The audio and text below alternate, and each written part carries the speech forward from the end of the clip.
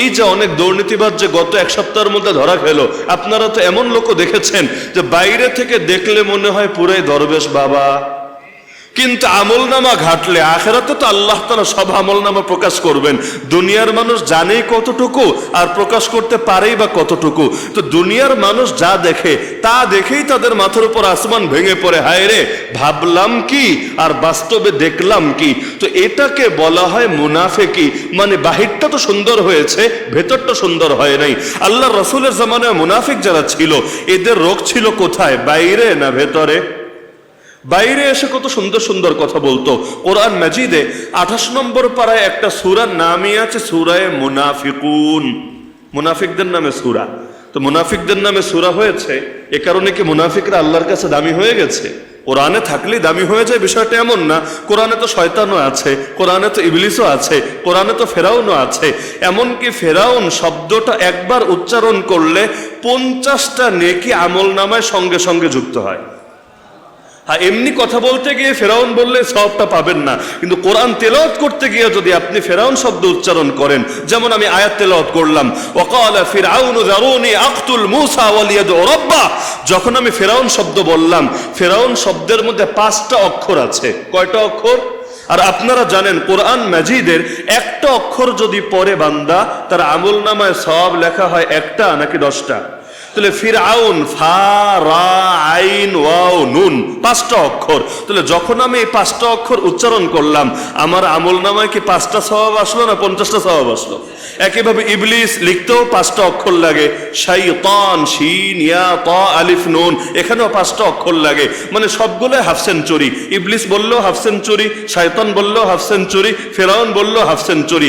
আর যদি নামাজে দাঁড়িয়ে বলেন সওয়াব আরো বেড়ে যাবে, যদি রমাদানুল মুবারকে তেলাওয়াত করেন সওয়াব আরো বেড়ে যাবে।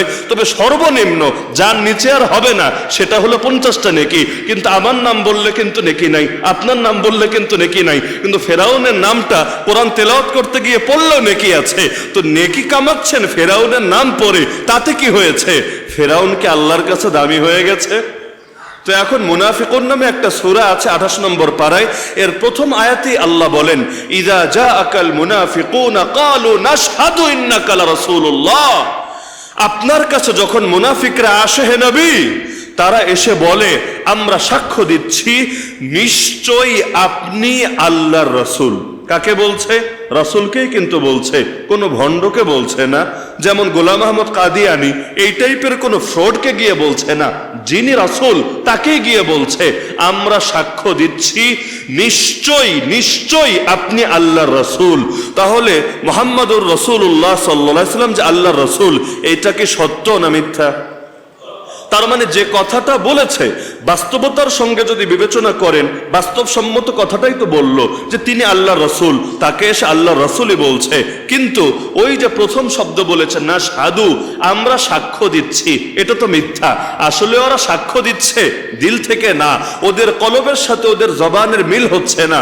মুখে আছে একটা, ভেতরে আছে আরেকটা। তো মুখে যদি একটা থাকে, ভেতরে যদি আরেকটা থাকে, এটাকেও কোরআনের ভাষায় মিথ্যা বলে।